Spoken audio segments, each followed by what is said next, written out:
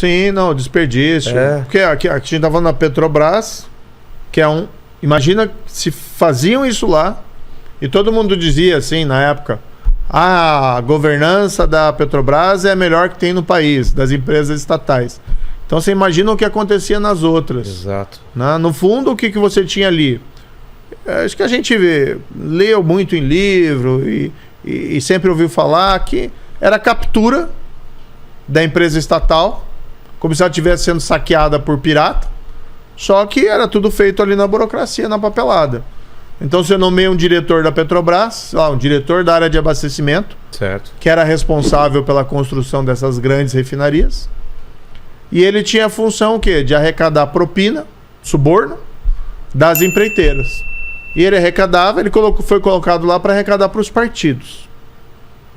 Ou para políticos, membros desses partidos. Aí chegou um momento que o cara tá lá, olha, se eu tô fazendo isso para eles, eu vou pegar um pedaço para mim. E aí ele chamava, até tinha um jargão, né? A Casa 1, ou melhor, Casa, que era o pessoal da Petrobras, e o pessoal dos partidos agentes era colocado fora. Aí quando tinha mais gente de outro setor para dividir, era Casa 1 e Casa 2. Nossa. E nisso foi em 10 anos. E nisso a gente teve casos lá, as pessoas se esquecem hoje.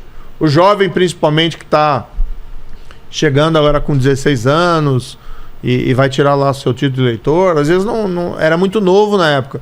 Mas aí a gente pega aqueles casos de um gerente da Petrobras que devolveu 100 milhões de dólares que ele mantinha em contas na Suíça que eram provenientes de suborno. Cara, 100 milhões de dólares é muito dinheiro. Sabe o que ele falou uma vez? Ele falava assim nos interrogatórios... tem que reavivar, trazer tudo de volta, né? Mas ele falava assim, olha, que aquele dinheiro para ele...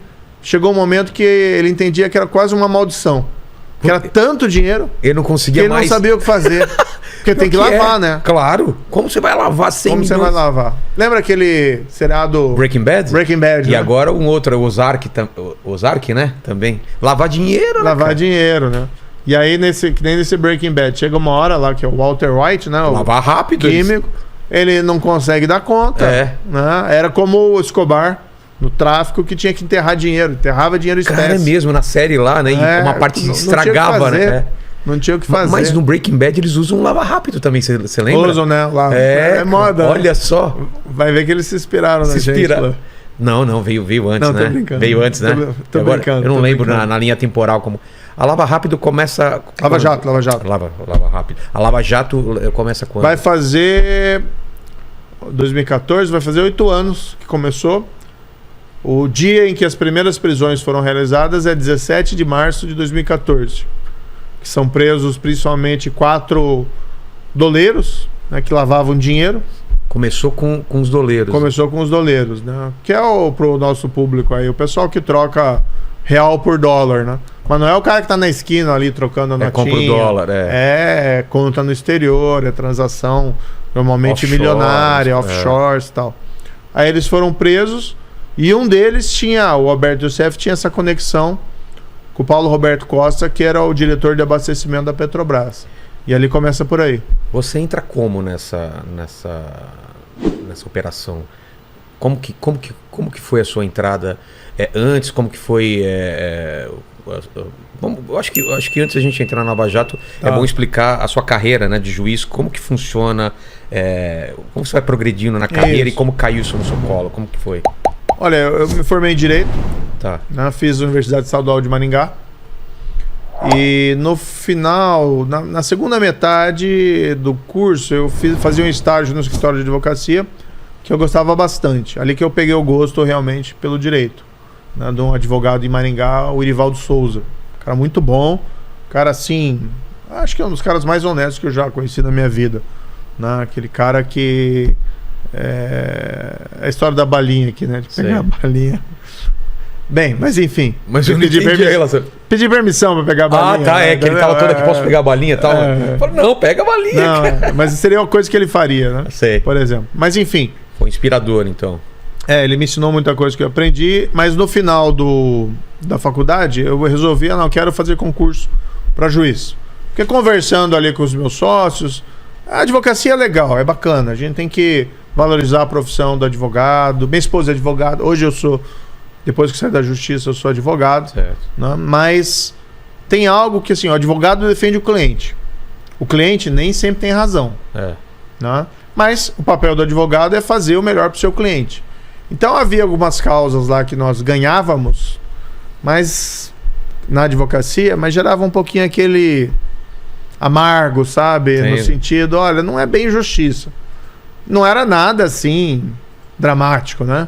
Nós atuávamos em área comercial, civil, então não tinha nenhum criminoso ali sendo absolvido por conta do nosso trabalho. Mas aquilo me incomodava um pouco. E eu lembro até hoje que um dos sócios do escritório uma vez falou para mim assim, Moro, na advocacia é isso, tem muita vitória sem glória. O que é uma tem vitória? derrota também, Como né? que é uma vitória sem glória? Não, você ganhar a causa, mas o seu cliente não é o cara que tem razão. Entendi. Entendeu? Putz, isso deve ser muito complicado, porque você fez seu trabalho. É o papel do advogado, né? Você fez seu o papel trabalho, do advogado, defender o cliente ao máximo. E aí eu tinha pensado, não, eu quero ter uma atuação independente. E o juiz, a vantagem dele é isso. Ele aplica a lei, né? E ele vai decidir, vai fazer justiça na forma da lei. Quem que é o cliente dele? O cliente dele é o povo. É o povo, né? Então ele vai decidir a causa. Você vai ter duas partes, né? Mesmo no crime você vai ter a acusação. Exato, e você tem lá o réu, a defesa. Então, mas você tem independência para você decidir o caso da forma que você entender correta, claro, vinculado às provas, vinculado aos fatos, vinculado à lei. Então aquilo me atraiu. Eu me formei. Que é aquela coisa que a gente vê nos filmes americanos. A figura do juiz, ele escuta a acusação, escuta as partes e depois ele toma uma decisão. Ele toma uma decisão, né? Ouve as testemunhas. No Brasil, a gente só tem júri para crimes de assassinato, basicamente. Como chama? Crimes dolosos contra a vida. Crime de assassinato. Tá. Homicídio, feminicídio. Então o júri só tem júri para esses julgamentos. Daí você tem um juiz que preside o júri. Agora, para todos os outros casos, no Brasil, é um juiz que decide sozinho, profissionalmente. Pelo menos em primeira instância, que é o primeiro juiz que conhece o caso. Tá. E aí, o que você tem que fazer? Você, por exemplo, no processo penal, criminal, né, envolve um crime. Na fase de investigação, o juiz decide, por exemplo, pedido de quebra de sigilo bancário, interceptação telefônica ou interceptação telemática, né, que é a internet hoje em dia. Mais comum, busca e apreensão, né? Você entrar na casa de alguém e procurar prova, buscar prova. Claro que tudo tem os seus requisitos.